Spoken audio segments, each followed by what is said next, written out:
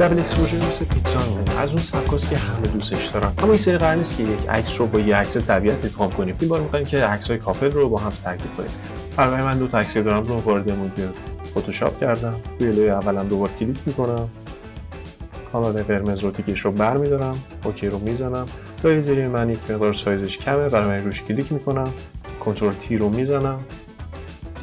سایزش رو بزرگتر می‌کنم.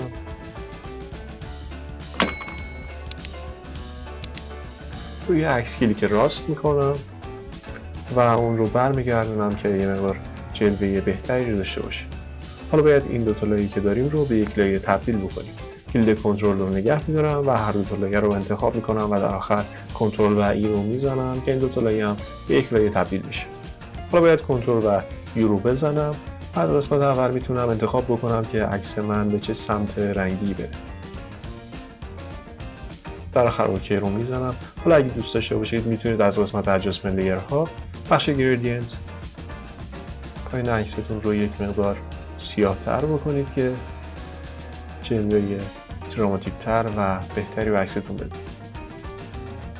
به همین راحتی میتونید دبل اکسپوژرهای خاصی رو بسازید. من علیم و اسم عکاسا و همینطور سایت این عکس‌ها رو ازشون دانلود کردم رو براتون توی دیسکریپشن میذارم. این قسمت 8 تا قسمت 9 فعلا.